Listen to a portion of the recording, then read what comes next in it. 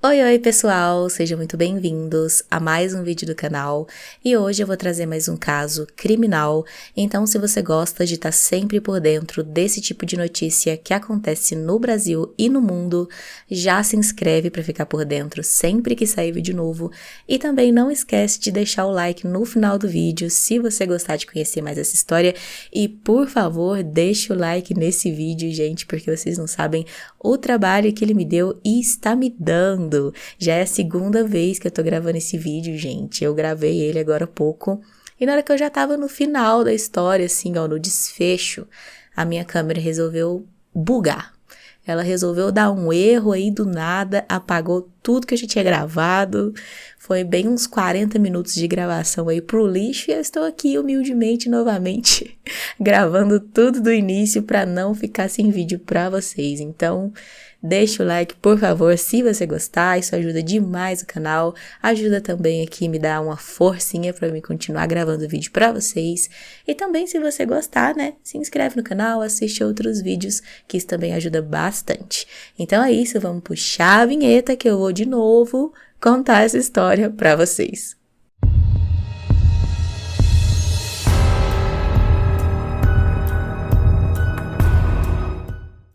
No lado leste do centro de Vancouver, no Canadá, fica um bairro pobre chamado Downtown East Side. Esse bairro era bem famoso pela marginalização, isso porque são ruas bem sujas, com esgoto a céu aberto, vários becos completamente escuros e bastante perigosos, vários crimes acontecem por ali que ficam sem nenhum tipo de atenção das autoridades, tem vários moradores de rua, imigrantes que acabam indo para lá justamente porque não tem tanta fiscalização, e também muitas mulheres que vivem vendendo ali, né, coisas sexuais, vendendo seus próprios corpos, esse tipo de coisa. Esse bairro, todo mundo já sabia que sempre foi marginalizado e ele nunca chamou muita atenção das autoridades, era realmente esquecido, mas por volta dos anos 90 uma coisa mudou e acabou atraindo a atenção, pelo menos de alguns investigadores para aquele bairro. Isso porque várias mulheres que trabalhavam com esses serviços aí de programa sexual começaram a desaparecer uma atrás da outra. Tudo isso chamou a atenção nos anos 90, mas a verdade é que já vinha acontecendo desde o início de 1980, só que ninguém nunca prestava atenção, mulheres marginalizadas que trabalhavam ali com prostituição, ninguém sentia muita falta delas, as autoridades não davam atenção, então só quando as coisas foram escalonando mesmo e vários casos já tinham sido denunciados ali em 1990, que alguns investigadores começaram a dar alguma atenção para esse caso. Nem todas as mulheres que sofreram esses desaparecimentos foram identificadas ou serão citadas aqui nesse vídeo, porque foram realmente muitas, mas tem algumas aqui para trazer de exemplo para vocês. A primeira mulher a ser dada como desaparecida foi Rebecca Guno, de apenas 23 anos, que foi vista pela última vez em 22 de junho de 1983.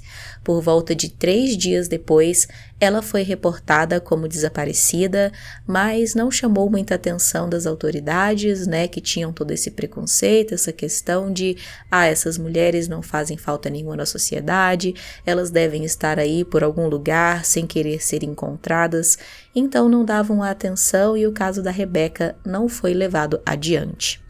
Sherry Reig, de 43 anos, também desapareceu em janeiro do ano seguinte, 1984, e só foi reportada como desaparecida 3 anos depois. Então, para vocês verem, que além das autoridades não darem atenção, essas mulheres também muitas vezes não tinham familiares ou amigos próximos que iriam sentir falta delas ao ponto de denunciar. E essa, é um exemplo que apenas 3 anos depois foi reportada como desaparecida e a essa altura não se tinha mais nada ao que fazer, se no caso da Rebecca, que demorou só 3 dias, já não fizeram nada, no caso da Sherry, então, que demorou 3 anos, absolutamente nada foi feito a respeito do desaparecimento delas. Mais uma dessas mulheres foi a jovem prostituta e usuária de drogas Sarah DeVries. Ela chegou a escrever o seu medo em seu diário. Isso porque, conforme tudo isso ia acontecendo, ficou ali, vários burburinhos entre essas mulheres que já sabiam que várias estavam desaparecendo e que aquilo dificilmente era algum tipo de coincidência e que tinha alguém, algum criminoso, agindo por trás desses desaparecimentos. Muitas mulheres estavam aterrorizadas, é claro, mas muitas delas eram usuárias de drogas, não tinham nenhuma perspectiva de arranjar outro tipo de trabalho. Então, por mais que elas já estivessem com medo e percebessem que esses desaparecimentos tinham algum vínculo com o tipo de trabalho que elas faziam, elas não tinham muito outra saída, digamos assim. Muitas delas não tinham familiares ou amigos ou pessoas para recorrer para ajudar, e elas continuavam nesse tipo de trabalho, até mesmo para manter ali os vícios delas.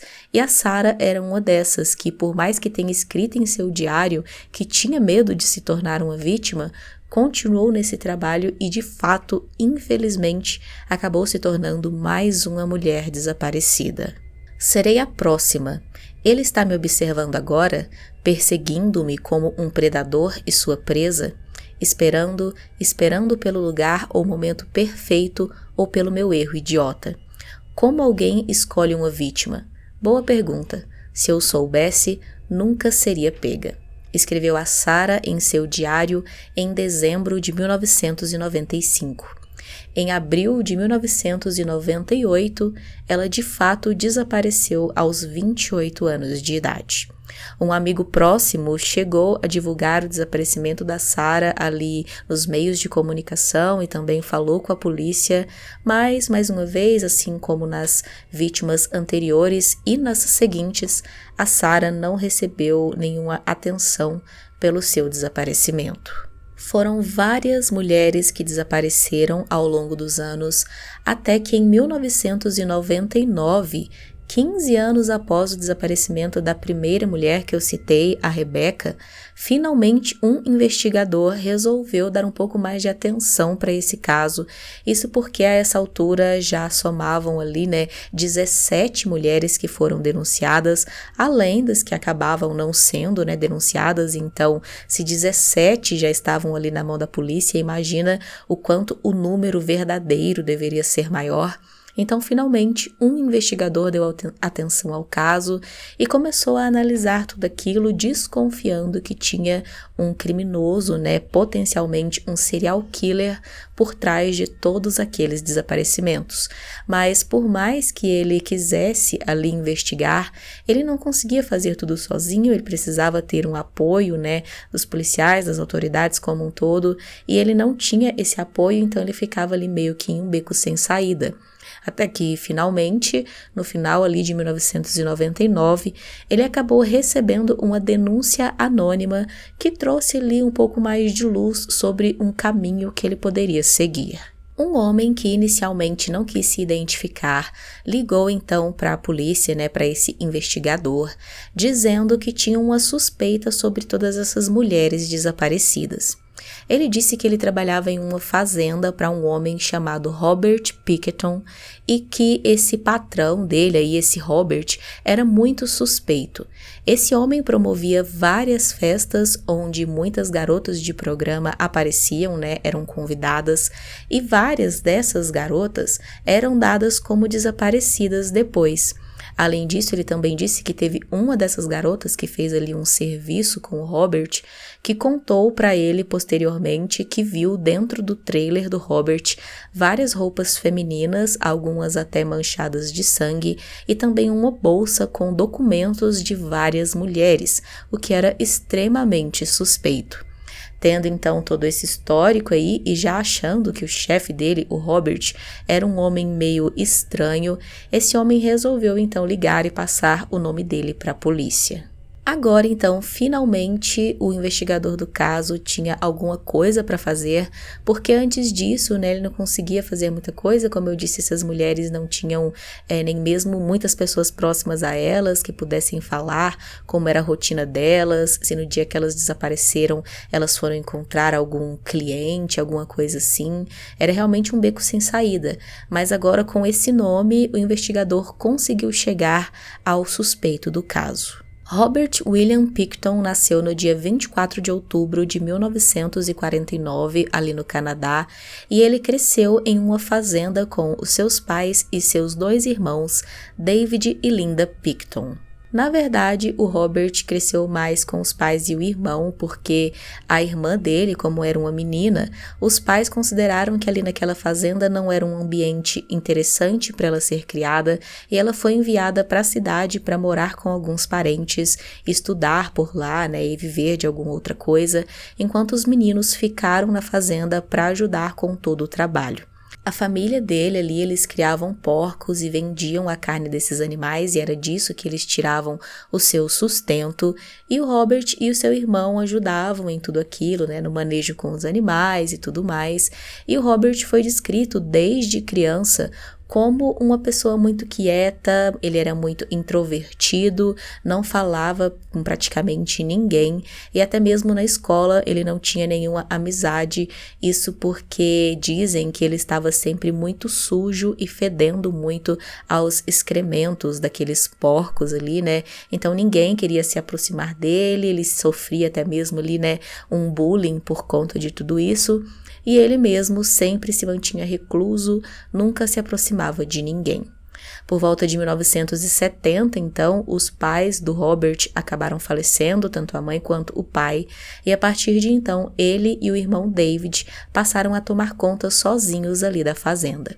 Mas a essa altura a fazenda já não era mais um tipo de negócio tão lucrativo assim para eles, dava mais trabalho do que lucro, então ele e o irmão decidiram que, como eles tinham muitas terras, eles iriam vender boa parte de tudo aquilo, e com o dinheiro que eles conseguissem, eles iam abrir algum outro tipo de negócio para continuar ganhando dinheiro e levando a vida. Foi nesse momento, então, que o Robert teria aberto aquela tal casa de festas ali que aquele homem da denúncia anônima tinha falado. Em 1996, então, o Robert e o seu irmão David registraram uma suposta organização sem fins lucrativos chamada Pig Palace Good Time Society, com o objetivo de organizar eventos especiais, festas e espetáculos. Na verdade, isso foi o que eles disseram ali, né, para abrir essa fundação, porque na verdade aquilo ali não tinha nada de sociedade sem fins lucrativos. O Robert começou a lucrar sim, e bastante, porque ele promovia várias festas sem qualquer tipo de supervisão ou regras.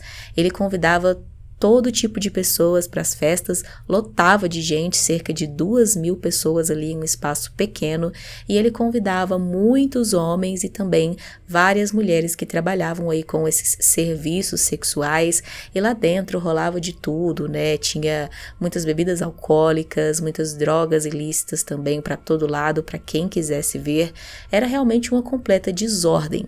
Então, ele abriu essa fundação em 1996, e apenas 3 anos depois, em 1999, ele já perdeu o direito ao título de sociedade sem fins lucrativos, porque perceberam que uma coisa não tinha nada a ver com a outra, e também ele sofreu várias denúncias por venda de álcool e drogas para pessoas menores de idade.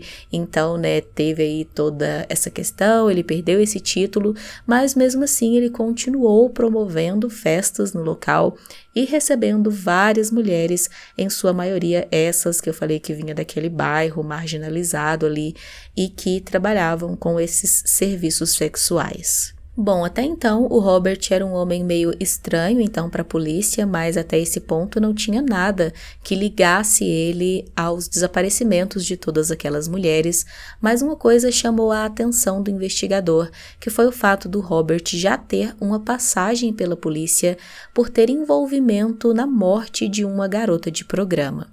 Ele não tinha sido preso nem acusado de nada, na verdade não tinha ficado ali, né, manchada a sua ficha, mas eles tinham ali um histórico que eles mantinham e lá tinha o nome do Robert. Eles descobriram que 1 ano após o Robert fundar essa suposta organização beneficente, em 1997, uma mulher chamada Wendy Lynn relatou que foi convidada por ele para ir para a casa dele ali, onde estaria acontecendo aquelas festas. Ela disse que foi então para lá com ele, assim como várias outras meninas, e em dado momento ela acabou fazendo ali um programa sexual com ele, e quando tudo acabou, ela estava tranquila, deitada ali na cama, quando repentinamente ele pegou uma faca e atacou ela com um golpe no estômago.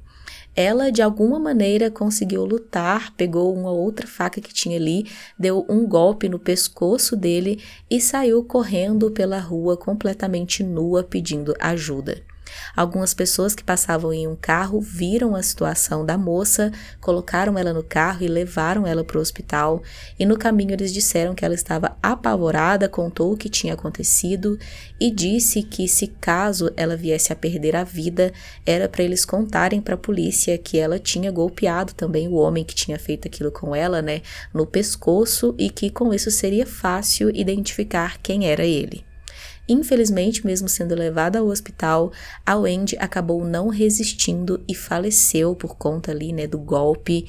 E curiosamente, mais tarde, no mesmo dia e no mesmo hospital, um homem, no caso Robert, foi atendido porque estava com aquele ferimento no pescoço. Ele rapidamente foi ligado, né, ao caso da Wendy e ele admitiu que sim, tinha dado aquele golpe nela, mas ele contou uma versão bem diferente da que ela tinha contado. Ele disse que tinha de fato feito aquele programa sexual com ela, mas que quando tudo acabou, ela tinha tentado roubar ele ali, o dinheiro da carteira dele, e quando ela foi pega no flagra e ele tentou evitar que ela fugisse, ela tinha pegado a faca e dado aquele golpe nele, e que ele tinha dado um golpe nela também apenas para se defender, mas que ela que tinha provocado tudo aquilo. Bom, nesse momento a Wendy já estava sem vida e a palavra dela não tinha peso algum, porque, mais uma vez, né, ela era uma mulher marginalizada, que vivia ali com serviços de prostituição, era usuária, né, de drogas, e o Robert, por outro lado, era um fazendeiro que não tinha nenhum envolvimento com qualquer outro crime antes, então a história dele foi levada em consideração e ele acabou sendo liberado, pagando apenas $2.000 de fiança e não sofreu nenhum tipo de punição ou investigação maior por conta dessa história da Wendy. Mas isso já chamou aí a atenção, né, do investigador do caso agora, porque era uma coisa ali bem parecida, ele estar envolvido na perda da vida de uma garota de programa. Bom, como eu disse antes, tinha sido ali, né, um funcionário do Robert que tinha ligado para a polícia. Depois ele foi identificado como sendo um homem chamado Bill, que já trabalhava há vários anos ali na fazenda junto com o Robert e com o irmão dele, desde antes dos pais do Robert falecerem, ao que parece. E esse homem contou, né, para a polícia sobre essa questão dessas mulheres estarem lá naquelas festas, sobre aquela que tinha visto coisas suspeitas no trailer do Robert. E então a polícia foi atrás dessa mulher que teria visto essas coisas no trailer, mas ela ficou com muito medo de se envolver em tudo, disse que não sabia de muita coisa e deu apenas algumas informações ali, poucas, né, além daquelas de antes. Ela disse que já tinha visto o Robert conversando com pessoas, se gabando, dizendo que já tinha tirado a vida de várias mulheres, falava que usava drogas para isso, injetando drogas ou facas e armas, né? E também chegou a fazer piadinhas dizendo que se caso alguém precisasse se livrar de um corpo, então ele apontava para um moedor ali de carne, de madeira, que ele tinha ali com ele na fazenda dele, dando a entender que se alguém quisesse se livrar de um corpo, era só usar aquele moedor de madeira, e isso deixou ela completamente aterrorizada, porque por mais que ele falasse em tom de brincadeira, ela sentia um certo tom de verdade naquilo que ele estava dizendo. E então, né, ela ficou aterrorizada com tudo aquilo. Tudo isso, todos esses relatos chamaram muita atenção do investigador do caso, é claro, mas até então ele não tinha nenhuma prova concreta contra o Robert, apenas especulações, afirmações aí dessa garota que a palavra dela não valia praticamente nada. Então ele não conseguiu fazer nada a respeito, não conseguiu um mandado de busca ali, nem nada para a fazenda do Robert, e as coisas continuaram daquele mesmo jeito, com mulheres desaparecendo uma atrás da outra, até que mais 4 anos se passaram e apenas em fevereiro de 2002, finalmente a polícia fez alguma coisa e foram fazer buscas na fazenda do Robert, mas não por conta das mulheres desaparecidas, e sim porque eles receberam uma nova denúncia, dessa vez de porte ilegal de armas ali na fazenda do Robert. Então, com isso, eles conseguiram o mandado de busca e foram até lá para fazer essas pesquisas aí. Chegando lá, o Robert foi retirado, é claro, né, para que eles fizessem ali todas as buscas, e de fato eles encontraram várias armas no local, então por conta disso o Robert acabou sendo levado sob custódia, mas ele ficou apenas um dia preso e já foi liberado sob fiança no dia seguinte, mas ele estava sob vigilância e também não podia retornar à fazenda até que as investigações se concluíssem. Na fazenda, além da polícia ter encontrado de fato as armas daquela denúncia, eles encontraram também vários instrumentos estranhos que aparentemente eram usados ali no manejo dos porcos, como vários martelos, marretas, essas coisas assim, né, ganchos. Também tinha sangue por toda parte, mas até então poderia ser, né, dos animais. Só que não demorou muito e a polícia encontrou coisas muito mais macabras. Dentro de um freezer que era para ser de armazenamento apenas da carne dos porcos, os policiais encontraram também partes e carnes do corpo de mulheres. Eles encontraram ali dentro do freezer mãos, pés e também cabeça de 2 mulheres que foram identificadas como 2 que já tinham sido ali relatadas como desaparecidas. Com isso, é claro, eles fizeram escavações em toda a fazenda do Robert e já inicialmente, conforme eles iam procurando ali, sem tanto esforço, eles foram encontrando mais e mais partes e restos ali de mulheres que foram somando 1, 2, 3, 4, até que quando eles menos, né, perceberam rapidamente, já tinha chegado ao número de 15 mulheres. Várias dessas mulheres eram, né, algumas das que tinham ali sido denunciadas como desaparecidas, outras ainda não tinham denúncias. Eles fizeram testes naquelas marcas ali de sangue que eu falei que tinha e perceberam que muitas não eram dos animais e sim dessas mulheres, e que rolava ali, né, toda uma tortura realmente com aquelas mulheres antes que de fato elas perdessem suas vidas. Finalmente, então, o Robert foi preso definitivamente no dia 22 de fevereiro de 2002, acusado de 2 homicídios em primeiro grau daquelas 2 vítimas que eu falei que foram encontradas ali dentro do freezer na fazenda dele. A polícia queria entender, né, como tudo isso tinha acontecido, apesar, né, do Robert não falar nada, e então eles acabaram colocando um agente ali da polícia, um policial disfarçado, dentro da mesma cela do Robert, para ver se conseguia tirar informações dele. E de fato eles conseguiram, né, esse homem conseguiu fazer com que o Robert se abrisse e contasse sobre seus crimes.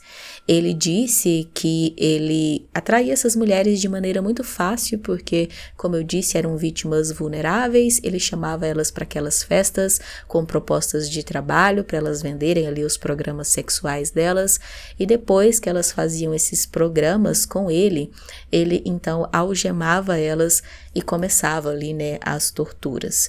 Ele abusava dessas mulheres, fazia todo tipo de coisa com elas e tirava a vida delas de maneiras diferentes. Algumas ele injetava produtos de limpeza nelas usando seringas, outras ele usava faca, outras ele usava armas, ele ia realmente ali testando vários métodos para matar a sua curiosidade mórbida de ver diferentes jeitos que essas mulheres poderiam perder a vida. O agente disfarçado também perguntou ali, né, pro Robert como que ele fazia para depois se livrar dos corpos dessas mulheres, e ele mais uma vez, né, se gabou dizendo que de fato ele usava aquele moedor de carne e ele moía, né, essas mulheres aí junto com a carne dos porcos, e ele chegou a servir essa carne, né, durante as festas ali que ele fazia para os seus convidados, vendia também misturado com as carnes dos porcos, que ele fazia essa comercialização. Então o Robert levou aí várias pessoas, não dá para saber o número exato, mas ele levou várias pessoas a comerem essa carne dessas mulheres sem terem ideia que isso estava acontecendo. O Robert contou tudo isso com muito orgulho de tudo que ele tinha feito, não parecia nem um pouco aquele homem tímido e quieto que as pessoas descreviam. Na verdade, quando ele ia contar sobre os seus feitos, os seus crimes, ele parecia um homem, né, totalmente ali extrovertido, conversando, contando coisas que ele achava que era super legal que ele tinha feito. Além disso também, ele chegou a dizer que ele queria ter feito mais vítimas e que ele se arrependia de não ter tomado cuidado suficiente, que ele tinha ficado desleixado e que por isso a polícia tinha pego ele antes de ele fazer o número de vítimas que ele queria, que era 50 vítimas. Ele chegou a dizer, né, eu queria ter feito mais uma, e isso deu a entender ali para os policiais que ele tinha conseguido fazer 49 vítimas, né, e que faltou aí uma para ele completar as 50 que ele tanto queria. Esse número nunca foi confirmado, né, se de fato foram 49 vítimas ou não, porque várias mulheres foram encontradas ali na fazenda dele, mas suspeita-se que tenha muito mais que não foram encontradas, que ele pode ter, né, se desfeito em algum outro local, que ele vendeu a carne por aí, como ele disse. Então suspeita-se que foram muito mais vítimas. Com o passar das investigações, as buscas na fazenda do Robert continuaram, é claro, e foram encontradas ali cerca de 30 mulheres enterradas de todas as maneiras ali na fazenda dele. E como eu disse antes, né, essas foram as que os investigadores conseguiram encontrar, porque naquela época ali de mais de 15 anos que ele ficou agindo, na verdade quase 20 anos, né, foram cerca de 70 mulheres que desapareceram naquela região. Então a polícia acredita que o número de vítimas que ele fez foi por volta disso aí, né, dessas 70 vítimas, apesar de ele dizer que não, que tinham sido 49.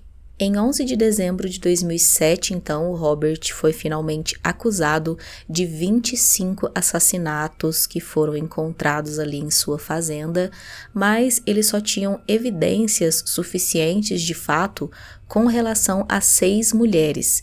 E então, por conta desses 6 casos, o Robert foi condenado à prisão perpétua sem chance de liberdade condicional. Ele continua preso até hoje e os seus irmãos David e Linda não foram acusados de terem envolvimento também nos crimes.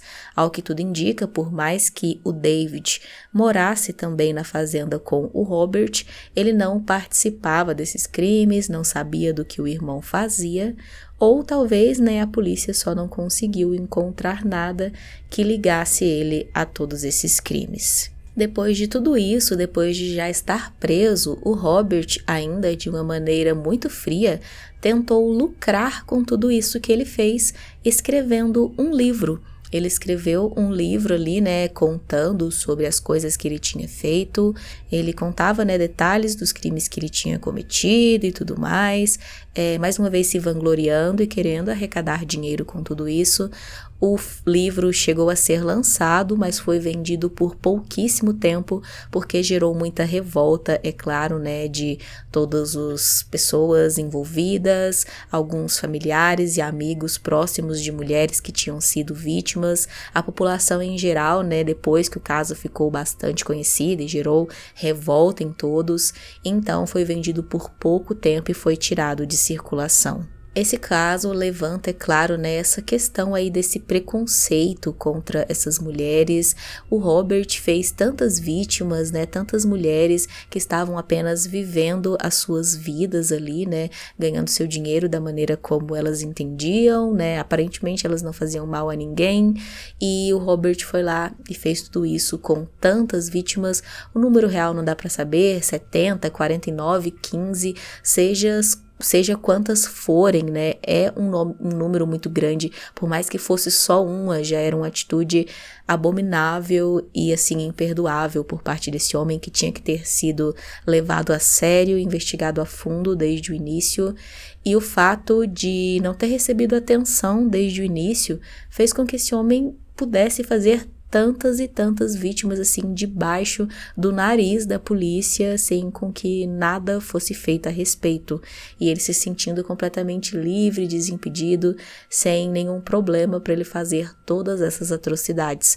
Ele não tomava nenhum cuidado, todo mundo via ele levando essas mulheres lá para essas festas dele, depois essas mulheres desapareciam lá, as pessoas viam que elas foram vistas por último com ele nessas festas, e mesmo assim demorou tantos anos para a polícia chegar até ele, por conta realmente do descaso pela origem, né, dessas mulheres e o que elas faziam ali.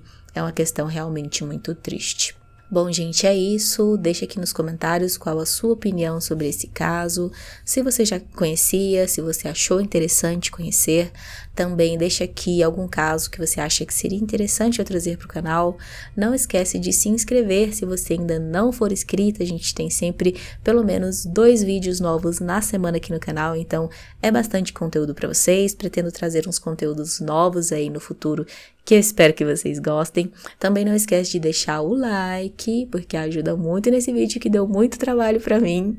E é isso então, a gente se vê no próximo vídeo.